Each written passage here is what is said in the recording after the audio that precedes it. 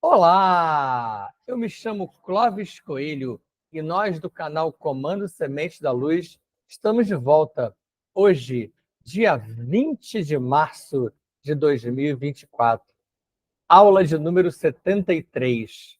Vamos às nossas prévias, focando na nossa mente, no nosso coração, no nosso esvaziamento de todos os nossos 32 corpos, focando nesse ano de 2024, na sua participação nessa ascensão, ainda que o planeta, nesse segundo ano do gap temporal, esteja passando por um período específico, um período particular, em que nós estamos vendo e veremos muito mais coisas acontecerem.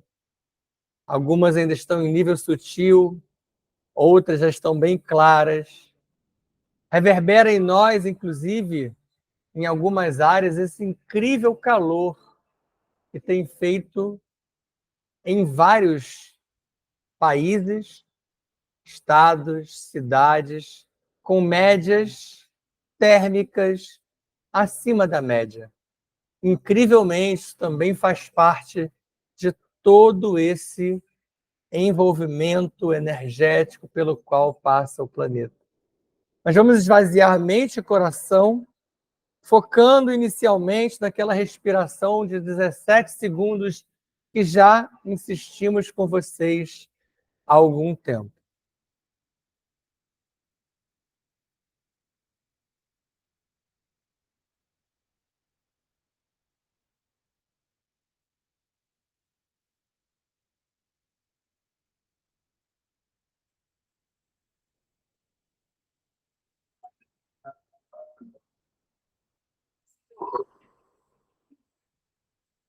Inspire como fizemos, retenha por 17 segundos e expire usando o músculo do diafragma e o músculo do períneo para expulsar aquilo que pesa em você, aquilo que não te serve mais. Estamos recebendo de vários de vocês muitos contatos, muitos comentários, alguns querendo falar conosco por fora, e a gente tem tentado atender da melhor maneira possível todos vocês, com relatos muito bonitos, muito interessantes e muito gratificantes, que mostram como alguns de vocês estão realmente abrindo os leques, abrindo a mente e tendo acessos, tendo contatos. Alguns contatos se deram um pouco antes de entrar para o canal, isso também faz parte. Então aproveite esse momento, e eu citei isso agora, porque nessa próxima etapa da respiração você vai colocar isso na sua mente, colocar esse foco sideral, esse projeto, esse plano no qual você está inserido aqui hoje, em matéria bariônica 4D, na superfície da Terra. Coloque isso na sua mente. Monte, organize-se em torno de um projeto no qual você muito provavelmente já se insere, já se candidatou, já participa há algum tempo, alguns de nós há milênios. Respire mais uma vez e retenha. Se não pelos 17 segundos, pelo tempo que você conseguir sustentar esse alongamento do metabolismo de suas células, fazendo a troca, atentando para a sua respiração, comandando essa respiração. Por isso ela é tão importante, por isso diversas linhas de trabalhos, diversos grupos falam tanto em meditação e respiração, e todos são bons. Adeque-se àquele que melhor fala o seu coração. Com energias, chakras, cristais, ervas, sons, terapias múltiplas envolvidas, foque na respiração. E permita essa troca profunda de seus níveis mais subatômicos. Permita que cada célula sua se depure, cada elétron seu se reorganize dentro de uma nova roupagem, dentro de uma nova energia, dentro desse novo apelo quântico no qual você se inseriu por opção. É um projeto montado por você, para você ou com você em algum momento. Faça essa energia quintessenciada adentrar seus corpos. E ao colocar para fora, também através do diafragma e do períneo, você expulsa raiva, ódio, mágoa, rancor, tudo aquilo que aprisiona você, como as nossas fobias múltiplas, muitas, variadas, e também expulse de você gaiolas, batismos, pactos, votos, dispositivos umbralinos, miasmas, tudo aquilo que aprisionava você até então. Você hoje do comando Semente da Luz não se permite mais esse aprisionamento. E assim, nessa respiração, nessa energia, com isso em foco, entramos em contato com os queridos guias, amados mestres e toda a nossa enorme família estelar.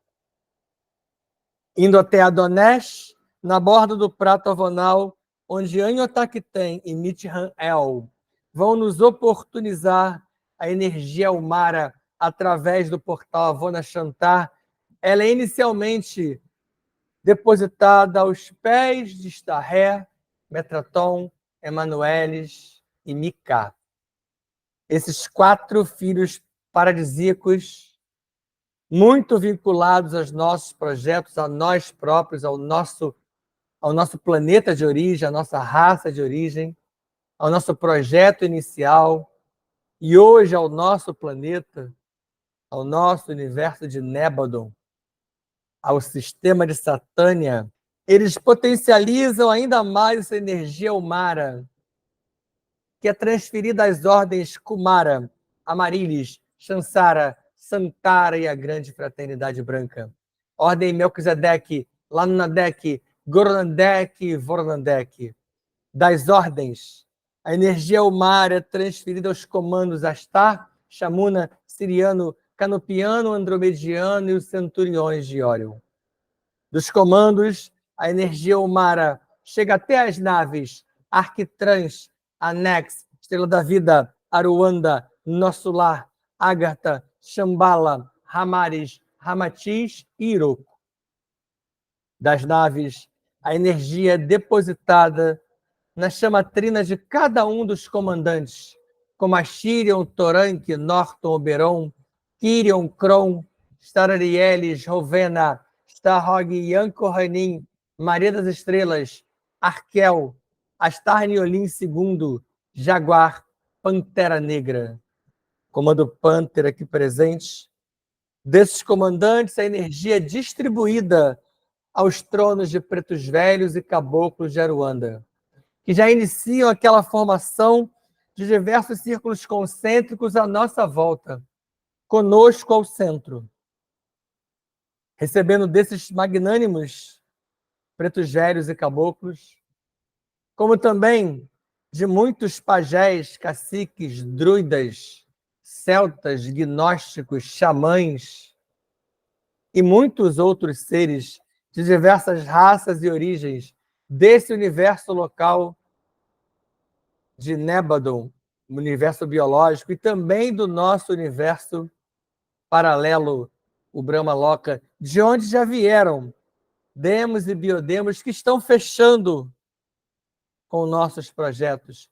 Muitos desses biodemos, muitos desses seres somos nós hoje, que outrora também fomos biodemos, ou até mesmo demos.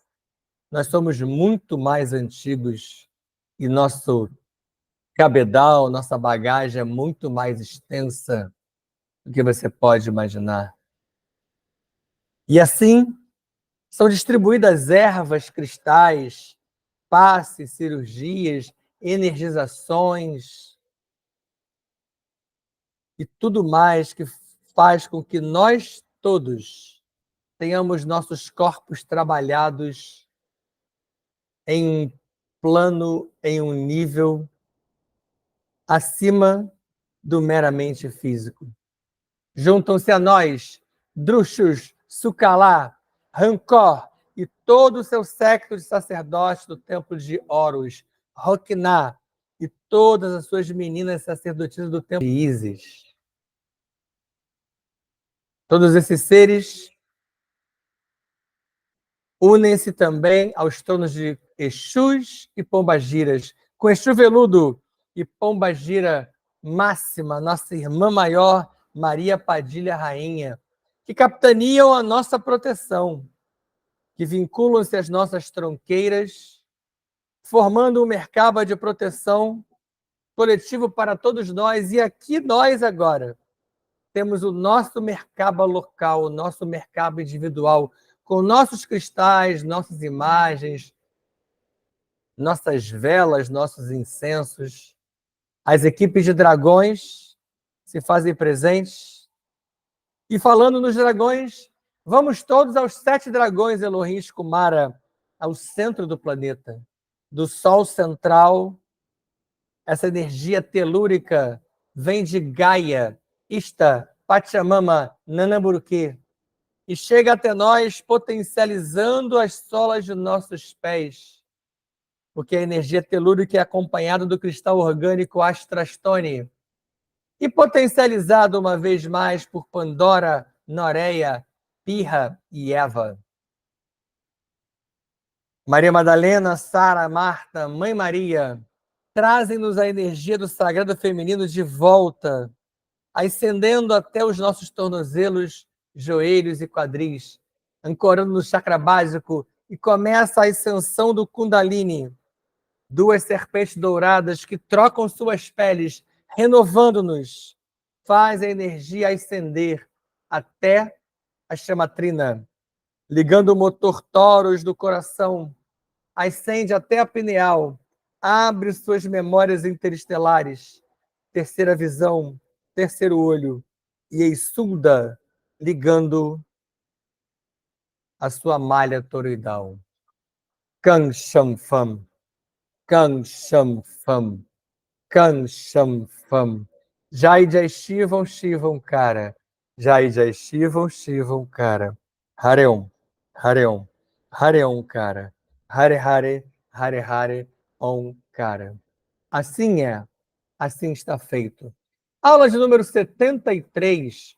Hoje voltaremos a falar do Egito, só que agora tratando já da unificação do Egito, e vamos dar alguns saltos ao longo do tempo, tá? Infelizmente não vamos ter como ficar estudando somente o Egito.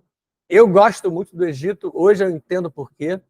A minha ligação muito profunda com Roquiná e Rancor, sacerdotes dessa época, desse período, desse tempo, são hoje meus mentores mais próximos, cujos nomes já foram revelados e cuja ligação via canalização é o mais forte, é o mais profundo. Eu me lembro que desde pequeno, talvez muitos de vocês possam lembrar-se de situações similares que se deram com vocês próprios. Eu adorava estudar o Egito. Pequenininho, adorava estudar Mesopotâmia, Egito, Grécia, e hoje vejo que grande parte do material que eu estudo, que eu tiro das mitologias, vem desses locais, vem desses seres. E eu gostava de graça, de maneira assim, meio natural, meio gratuita, ficar lendo e lendo, coisa que em geral criança pequena nem gosta tanto, com exceção dos nossos serizinhos que eu já revelei, os violeta, os cristais, os diamantes, os superpsi de hoje, que eu trouxe numa aula recentemente.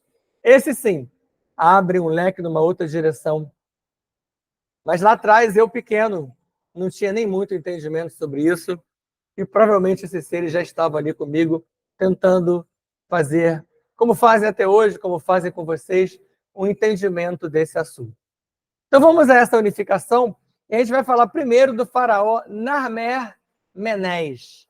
Ele foi quem unificou o Alto e o Baixo Egito. E foi o primeiro humano, olha que interessante, a governar. Isso, claro, não está no livro de história oficial. Lá atrás, quando eu estudei, também não falava sobre isso. Que antes dele, os seres eram ou híbridos ou outras coisas quaisquer que não eram nem humanos nem híbridos. Naquela época, eu já falei para vocês que mais lá atrás tínhamos os portais de passagem para o Brahmaloka plenamente abertos, e isso era normal, esse trânsito, até trabalhamos sobre isso. Vamos olhar aqui o mapa para a gente entender. Primeiro, o Baixo Egito e o Alto Egito. A gente pode parecer para a gente estranho, né? O baixo em cima e o alto embaixo, mas tem que lembrar que o Nilo nasce aqui, está até fora da imagem onde ele nasce, e ele vem descendo até o mar Mediterrâneo. E para você não achar estranho, isso aqui é Esperanto, tá? Esse Mediterrâneo Amaro é Esperanto. O Nila Delto, o Suba-Egito é Esperanto. Por isso que se você olhar e você pode perceber, até você que é poliglota, pode não estar identificando de cara essa linguagem, isso é Esperanto. Eu ainda volto para o mapa, tá? Mas esse aqui é o Alto e o Baixo Egito. O Supra, Alto, o Suba é o Baixo. E esse humano governou nesse período do ano 3032. É muito raro eu trazer para vocês essa precisão. Tá? Esse pontinho aqui do AC, tá? E depois o ponto final, não está duplicado, não. O ano 3032 foi o ano em que esse maravilhoso ser, o primeiro humano, totalmente humano, já era um dos nossos atuais humanos adâmicos, que unificou o Egito. Iniciava-se nesse período o recondicionamento das pirâmides do complexo de Gizé. E outras também, além das pirâmides do complexo de Gizé, que são várias, outras também foram recondicionadas. Você pode achar estranho essa ideia do recondicionamento, mas se você olhar um pouquinho nas aulas recentes, você vai lembrar de algumas guerras, alguns conflitos, e as pirâmides foram envolvidas. Então, elas ficaram danificadas, algumas parcialmente destruídas, então elas foram recondicionadas. Mas o único a restaurar e purificar as práticas de magismo de épocas antigas foi Akhenaton ou Akhenaton. Esse é outro magnânimo, maravilhoso, já estudava ele lá atrás. Akhenaton ou Akhenaton, a quem é atribuído diversas reencarnações. E aí eu não vou nem entrar no mérito de várias delas aqui, porque há muitas controvérsias sobre isso. Há muitos livros sobre Akhenaton. Há livros cujo título é Akhenaton.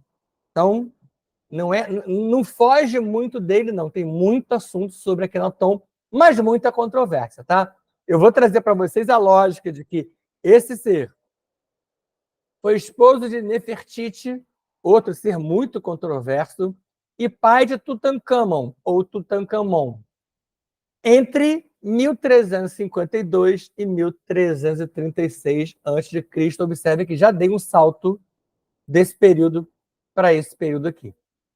Akhenaton, de aparência andrógena e de procedência siriana, veio alavancar o Egito.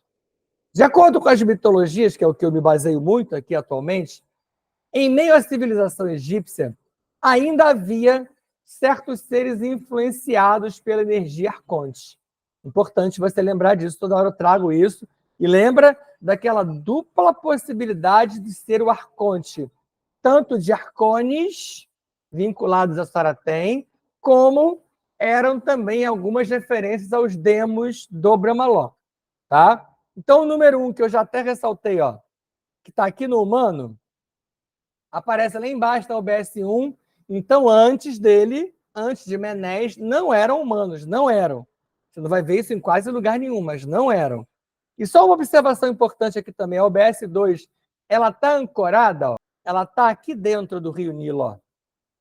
E o Rio Nilo, só para quem está procurando estudar alguma coisa além do que eu oferto aqui, você pode ver em vários mapas que o Rio Nilo ele é a união do Nilo Branco, do Nilo Azul e de um outro rio chamado Atibara.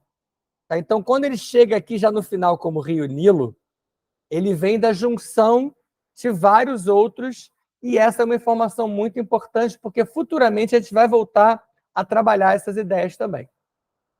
Então vamos aqui, ó, Akhenaton e Tutankhamon, ou Akhenaton e Tutankhamon, eu já vi diversas pronúncias. Esse de cá é Akhenaton, é o pai, esse é Tutankhamon, o filho. Você pode observar que tem traços mesmo de aparência andrógena. E lembram-se dos humanoides de cabeça alongada que nós vimos lá atrás? Então, Akhenaton também era vinculado a esses seres, também tinha uma origem no próprio planeta um tanto quanto diferenciada, fora a sua origem siriana, como eu falei no slide anterior. Com Akhenaton, o Egito voltou a venerar o Sol. Já falamos sobre isso lá atrás, da importância da veneração do Sol e do cuidado com os cultos à Lua. Ele fundou a Escola do Olho de Horus, com o rito de ativação da pineal. A gente já falou um pouquinho do Olho de Horus, vai voltar a falar um pouco mais adiante, mas eu trouxe ele aqui de novo. Ó. O Olho de Horus, ele tem muito a ver com a pineal. Desenvolvendo, então, as habilidades esquecidas e acessando as memórias interestelares. Então, de novo, esse assunto volta à baila. Retirou os privilégios das castas escuras, era como eles se referiam a esse lado sombrio à época, tá? Dos muitos magos negros desse período. Mas, ao final do governo de Akhenaton, essas castas escuras voltaram a atuar e negativaram de novo o Egito com os cultos a Amon-Ra, ainda sob influência arconte. É interessante que essas castas escuras usavam Amon-Ra como uma referência ao Sol, mas faziam por trás disso outros cultos que não eram propriamente solares. E aí a gente volta a falar aqui um pouquinho de Horus, ó, para você entender um pouco mais sobre essa lógica do rito do olho de Horus, da ligação de Horus com a pineal. Horus, propriamente, é uma consciência ou uma hierarquia que representa os Melquisedeques dentro do projeto Egito. Então, dentro do projeto Egito, que hoje, na verdade, se espalhou no projeto Terra, mas nessa época o projeto Egito de tentar reconstruir o planeta foi muito capitaneada pelos Melquisedeques, sobretudo por um deles, uma consciência chamada Horus. Então, essa consciência existiu. Alguns chamam de hierarquia. Então, aqui o número 1, que está aqui no projeto Egito, ó, nos diz que o Egito se dignou a ser, nessa época, um farol ao humano adâmico durante esse período. Ok? Agora vamos entrar numa outra versão. A gente vai sair um pouquinho do Egito. Vamos falar sobre as versões do rei Arthur, ou Arthur. Eu gosto demais dessa parte, porque aqui a gente mergulha mais ainda dentro da mitologia. O Egito, como eu falei anteriormente, também gosto, mas tem muita coisa do Egito que é histórico. O Arthur ou Arthur é completamente mitológico. Para você ver, nessa primeira parte, a gente vai ver vários de Arthur hoje, tá? Nesse primeiro slide, eu só vou mostrar para vocês as prévias do que seria o Arthur ou o rei Arthur. Há mais de 20 versões sobre Arthur. Então não tem como eu apresentá-las para vocês. Tem muitas dessas coisas que eu apresento que são uma ou duas. Mas sobre rei Arthur ou Arthur, são mais de 20 versões. A primeira delas, Beowulf, é uma lenda dos séculos 10 e 11 de um ser não humano, olha de novo a história de sermos não humanos, que esteve na Dinamarca. Esse ser, ele destruiu um outro não humano chamado Grambel, quando os portais ainda estavam abertos, como eu falei atualmente, como eu falei recentemente. Observação 1, ó. Nessas versões, porque essa versão de Beowulf, ou Beowulf, ela varia, tá? Tem alguns que apresentam Beowulf como seguidor de Jesus, outros apresentam ele como da linhagem de Caim, alguns apresentam como da linhagem de Caim o Grambel, como um ser do mal, por isso foi destruído por Beowulf. Então, muitos confundiram toda a apresentação de Arthur como sendo esse Beowulf. Uma outra versão fala de um Lucius Artorius Cassius, mais líder do que rei, surgindo no século II, tanto lá em cima, 10 e 11, e aqui no 2, anterior, ambos já são depois de Cristo, tá? Como um guerreiro romano que patrulhava as ilhas da Grã-Bretanha. E ao ficar por lá, ele se senhoreou do local, gostou das pessoas e virou um herói local, porque ele passou a combater diversos outros seres que tentavam invadir a Grã-Bretanha. Essa versão aqui, ela, por mais que ela não esteja completa, ela se apresenta mais próxima da versão do Arthur que eu vou falar para vocês. Mas Arthur, ou Rei Arthur, ele é de 4.000 anos atrás, também nas ilhas da Grã-Bretanha, por isso que eu falei que havia similaridade aqui. Cujo reinado de Arthur foi varrido pela descendência da geração de Zeus. Aqui não está repetido não, tá? São os descendentes dos descendentes da geração de Zeus. Zeus eu já trouxe para vocês lá atrás. Zeus é um olimpiano. Zeus é também visto com outros nomes em outras mitologias, como Indra. Indra é o mesmo Zeus da mitologia grega. E esses seres, esses descendentes da geração de Zeus, tiveram um problema com Arthur e com os 12 cavaleiros da Távola Redonda e com as sacerdotisas do templo de Avalon. Por quê?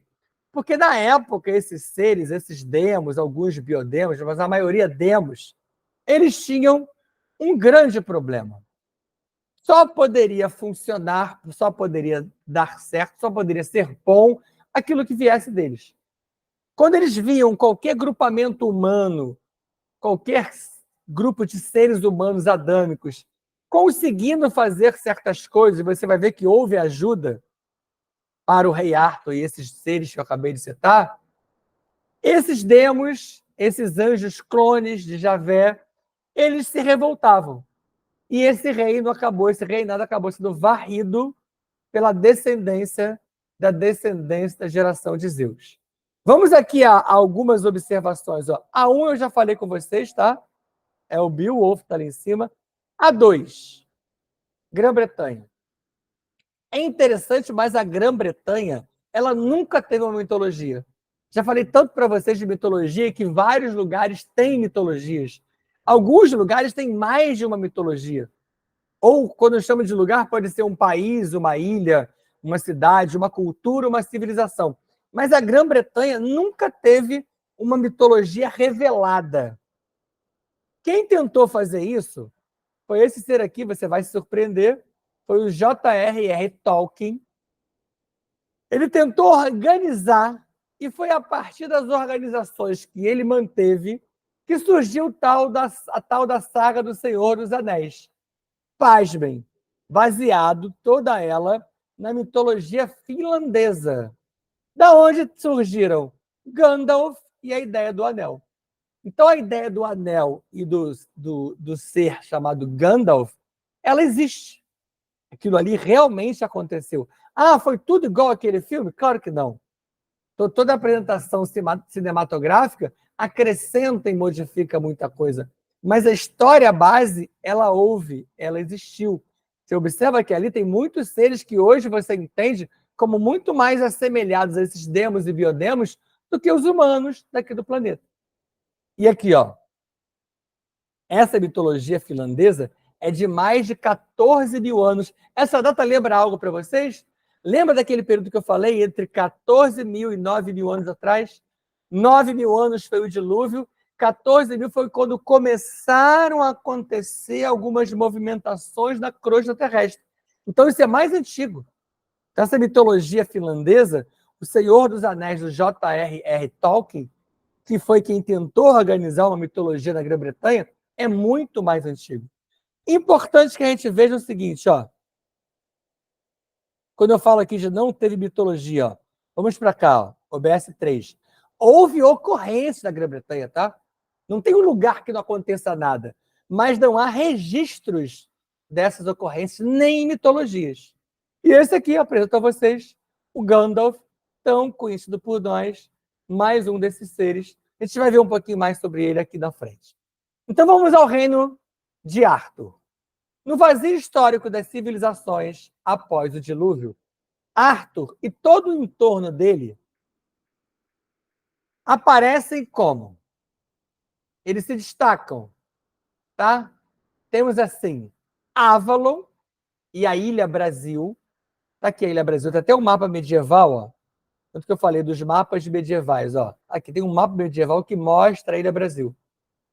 A Ilha de Avalon nem aparece, mas a Ilha Brasil aparece. Dos mapas medievais, passo a ideia de um lugar iniciático e poderoso. Ilhas habitadas por elfos, que é de novo aquela história que eu já contei para vocês lá atrás, e poderosa magia, mas também inundadas pelo dilúvio, também foram atingidas pelo dilúvio. Tudo isso consta na mitologia irlandesa. Então, hoje já citei para vocês no outro slide a mitologia finlandesa. Falei da montagem de uma mitologia de Tolkien, que seria a mitologia da Grã-Bretanha, que não tem propriamente organizada. E aqui temos a mitologia irlandesa. Nela, a submersa Leonesis e a capital Camelot fazem parte do reino perdido de ilhas do rei Arthur e Pendragon, pai de Arthur, bem como dos 12 cavaleiros da Távola Redonda. Então, tudo isso que parecia para a gente uma historinha, uma fantasia, que fizeram virar mito, consta nas diversas mitologias, descritas em detalhes. Havia nesse reino um equilíbrio energético, que foi isso, inclusive, que irritou demais os demos do Brahmaloka, que acabaram destruindo esse local. Por que havia equilíbrio? Os 12 cavaleiros representavam a energia masculina. Em Avalon, as sacerdotisas representavam a energia feminina. Arthur era fractal de Saint-Germain, guardava o local contra a Atlântida imperialista, após o decaimento dessa Atlântida. Isso se deu antes e depois do dilúvio, até que foram destruídos por conta desse ataque de uma ou mais locas do Brahmaloka. Vamos a Excalibur e o Santo Graal, que é aquela procura insana da vida eterna, do Santo Graal, que é o sangue de Cristo, né? O sangue real, que é muito tratado pelo Dan Brown. Ali tem muita coisa legal, mas tem muita ficção, tá? Tem muita base científica, muita base mitológica, muito mais do que científica, mas também tem muita ficção. Arthur era amparador dos sobreviventes da catástrofe diluviana, junto com Merlin. Quem era Merlin? O Gandalf, mago druida, herdeiro do saber lemuriano. Foi esse Merlin que ajudou demais o Arthur e fez ele quase que resistir ao Brahmaloka, às locas que o atacaram. Esse ser druida, o Gandalf ou Merlin, é oriundo e sempre foi cercado pelas hierarquias de Melquisedeque. Ele é o Melqui, com muitos outros magos na 4D. O mito da espada representa, vamos prestar atenção aqui, é a apresentação de uma versão da mitologia, de várias mitologias que, ao se cruzarem, nos dão a seguinte ideia para Excalibur. Tá? Tá aqui Excalibur, cravado na pedra, que não era retirada por ninguém. Então, vamos ao que eu posso apresentar para vocês aqui. Ó. Ela representa o seguinte, ela representa a fonte, mas a fonte, o Pai amantíssimo, o Pai mãe do paraíso, o Pai magnânimo, não é Javé, não é um criador local.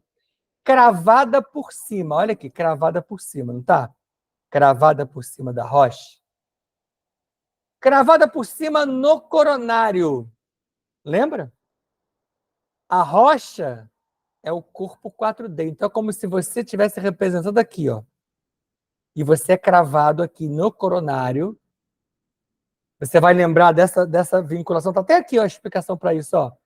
Lembra da tríade superior? Na aula sobre Constituição Setenária, em que a tríade superior ela era imantada ao quaternário inferior, numa ligaçãozinha via coronário. Está aqui, ó, de novo a simbologia da vinculação.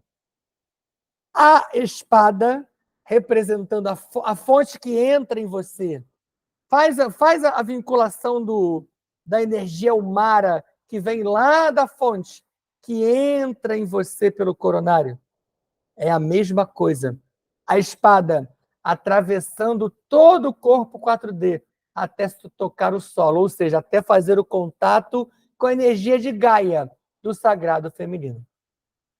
E nisso tudo aqui, ó, o Santo Graal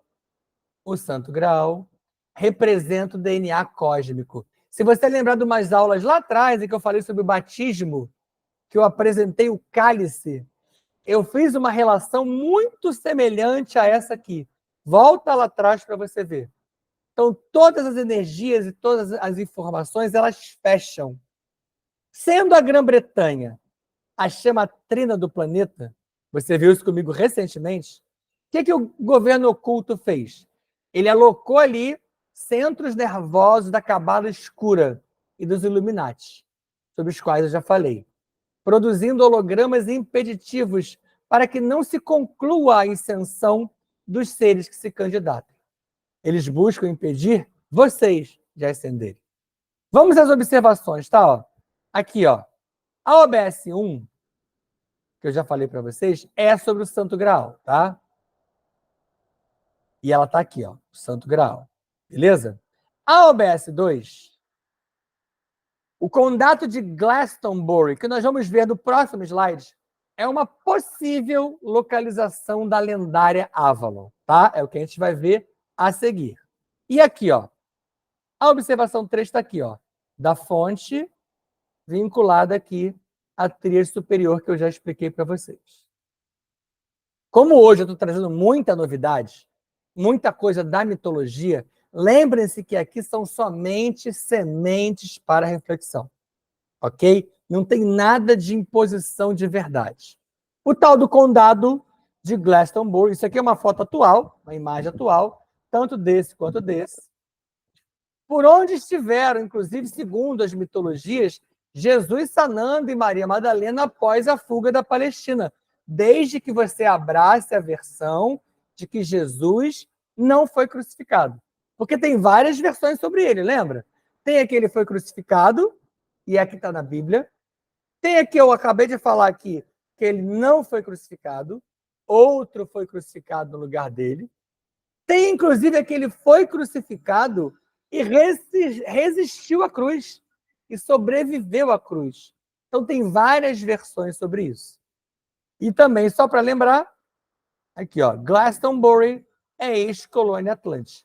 Daquelas colônias que se rebelaram, que se revoltaram contra o imperialismo atlântico e acabaram se tornando separadas. Aqui, só para apresentar a ideia do que eu acabei de ler para vocês lá atrás, o Illuminati não tem novidade. Já houve uma aula que eu expliquei o olho, a separação, todos os dizeres, tá? Os Illuminatis. Agora, isso aqui é novidade, ó. O Deep State, o que é o Deep State? O Deep State, se você for traduzir, vai sair algo do tipo estado profundo, mas é mais usado como estado paralelo. É um estado paralelo dos dominadores globais, está aqui, ó, dos DGs.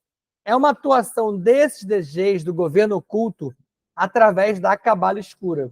E ele é representado dessa maneira. Aqui, por exemplo, é a Casa Branca, com raízes escuras, mostrando a ligação forte dela, profundamente arraigada a esses planos da Cabala Escura. É só um simbolismo, tá, gente? Mas além da Casa Branca, que é nos Estados Unidos, eu estava falando da Grã-Bretanha, da Inglaterra, não é? Então vamos ver aqui o que vem na sequência para você entender. Esse aqui, ó, é o MI6 britânico, ou SIS. O que é o MI6? Ó? É o Military Intelligence Section 6. Seria Inteligência Militar Seção 6, ou seja, tem outras seções. Ele também é chamado de SIS, ou SIS, que é o Secret Intelligence Service, Serviço Secreto de Inteligência Grã-Bretanha, tá bom? Se você lembrar, isso aqui tem muito a ver com o 007, com os filmes do 007, com todas aquelas atuações do 007, tem ligação com esse MI6. E observando ele, essa é uma imagem bem atual. Olha como ele lembra essa estrutura aqui, ó. Essa estrutura é um zigurate sumério. E aqui, ó, é uma réplica de um zigurate sumério já na Babilônia. No passado, essas formas das pirâmides babilônicas e assírias eram comuns. Essa forma zigurate era comum. Então, olha como é que a representação é bem parecida. Mostra o quê? A prova de que a elite manda desde o plano de escravidão e dominação Anu na Babilônia. Anu é pai Anu, um Anunnaki que nessa área aqui dominou amplamente naquela época do estudo que nós fizemos antes do dilúvio. E assim, com tanta energia, com tanto trabalho, com tanta informação dada aqui hoje, a gente vai fechar com essa imagem maravilhosa de Gaia, como se ela pudesse estar, e ela pode, e ela está, com o planeta nas mãos. Então, Gaia e o Sagrado Feminino vão fechar conosco essa nossa aula sensacional. Kan Sham Fam. Kan Sham Fam. Kan Sham Fam. Jai Jai Shivam Shivam Cara. Jai Jai Shivam Shivam Cara. Hareon. Hareon. Hareon Cara. Hare Hare. Hare Hare. Om Cara. Assim é. Assim está feito. Fiquem em paz. Beijo no coração de vocês. Abraço fraterno e amigo. Aproveitem para estudar. Aproveitem o momento. Temos realmente para esse 2024 um ano diferente, que pode ser mais difícil do que o normal para alguns, mas tenham o projeto em mente. Haja o que houver, aconteça o que acontecer, não se desespere, não acredite nos alarmistas, não se deixe levar pelos que só distribuem catástrofe. Você sempre estará acima disso, acima deles, se você se mantiver ligado ao seu sagrado. Ligue-se aos seus mentores. Ligue-se à sua família espiritual. Você estará pronto para o que houver. Até a próxima.